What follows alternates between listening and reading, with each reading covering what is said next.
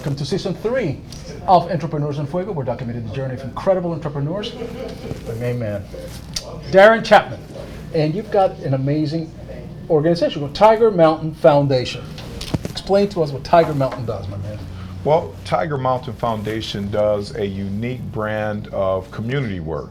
We feel that we do a fantastic job of combining some of the disparity in the low-income neighborhood with business that's going on a big level outside of that low-income neighborhood. And so Tiger Mountain Foundation, like I said, brings this low-income community, engages and connects it to enfranchisement. Why is it been so hard to do that?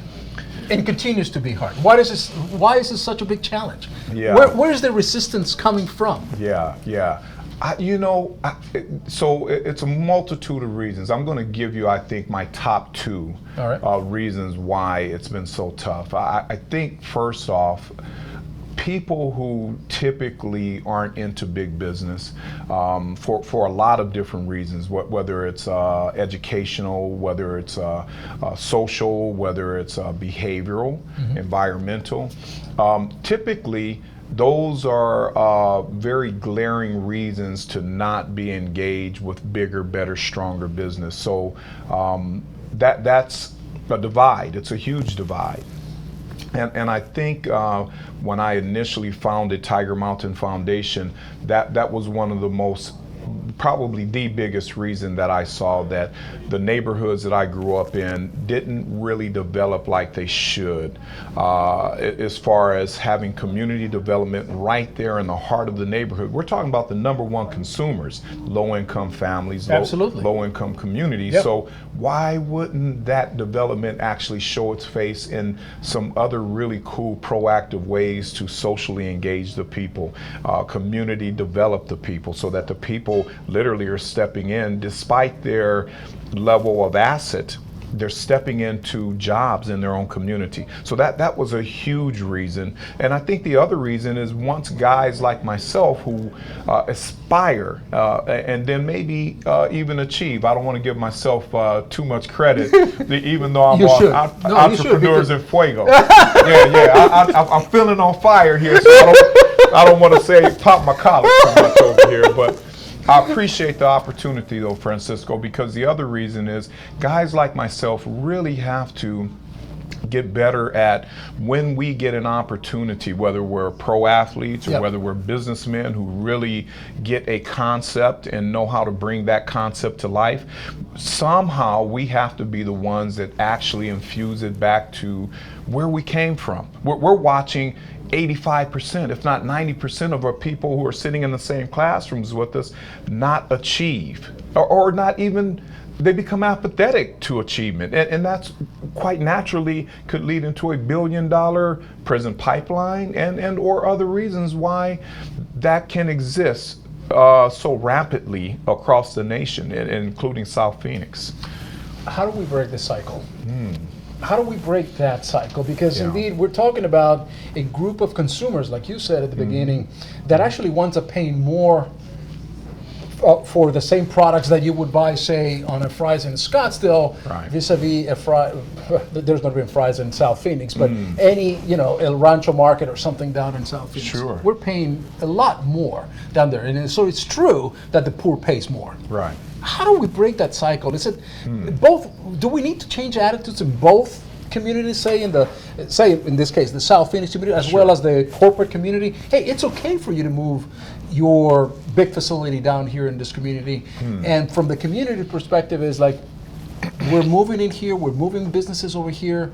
Let's make it our own. How do we marry those two concepts? Gee, so that's the. It's not an easy thing to do. That's actually the $1 trillion question. Right. I think because we haven't figured out ways to once again proactively create that development and bring even the stimulus full circle.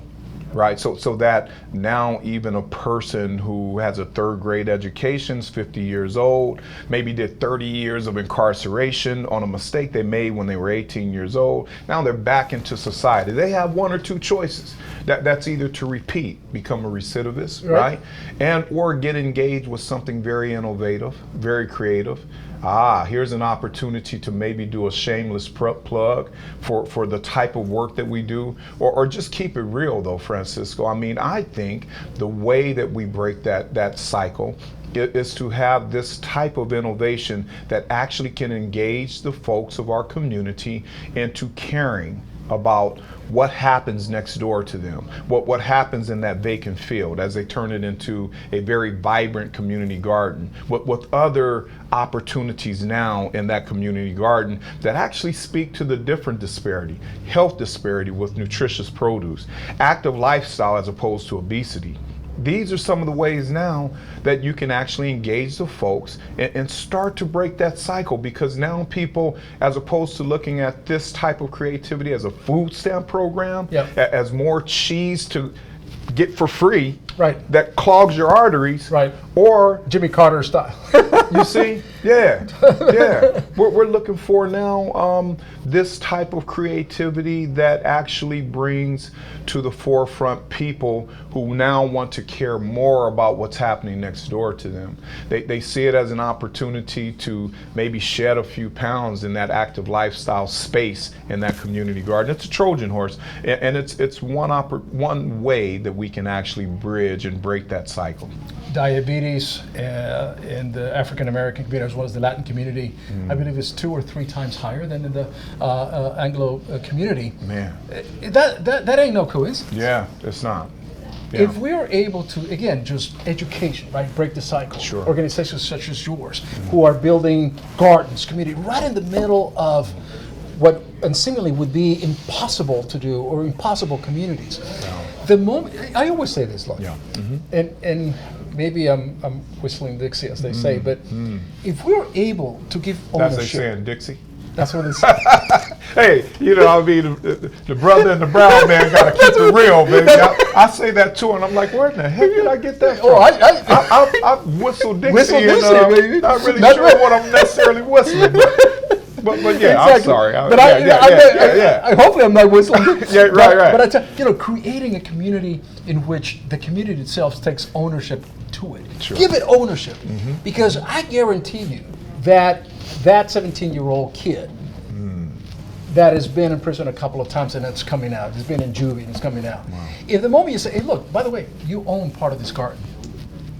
Really? Yeah, you own part. They're going to take care of it. Instead of saying, we're going to look for a job, or, you got to go this. Yeah. But the moment we give people ownership, you start taking care of it, because now it's yours. And if somebody infringes on what you own, then you're going to take it very, very personal. Absolutely. So I think that if we empower communities by giving them ownership, it is my honest opinion that I think that will change, or at least will start changing the attitudes of our communities. But there's got to be the will, from the corporate community to be able to do that, as well as maybe in partnership with the state or the city to be able to give the land to erase the blight in our communities. And to just empower those people. But you, my friend, Tiger Mountain Foundation right here, you're doing that. Thank you. You're doing that, and I respect that. Appreciate you. Thank you. I appreciate the opportunity, and you're absolutely right. I mean, you said a key word, empower. We have incredible quantitative stories, but that's almost from the business perspective of a nonprofit, still needing to pay bills, keep our classroom instructional space open. We have gardens that range from 1.5 acres to 18 acres. The business side of this is operationally high. So to do social venture in our community is a steep price. And you're absolutely right. But it works so when kids drive by who are 11 years old, who are now 18 years old, who are now not paying into an 18 or paying into $1 billion prison pipeline, but they're coming back to say hello. We had a homeless guy who just recently donated $50 to the nonprofit. That touches right there, and it speaks to exactly what you're talking about, the empowerment, the ability of people to say, hey, I own this, I have empowered myself. Matter of fact, I've even passed the baton on to others, and you're absolutely right. This is the key way, another key way. I see really great people trying to do fantastic things in the community, but I also feel that we are very unique in what we do in our community to empower people. The cost of doing nothing is greater than the cost of investing in the community. Darren Chapman, my man. Thank you. Tiger Mountain Foundation, and with that, we're out.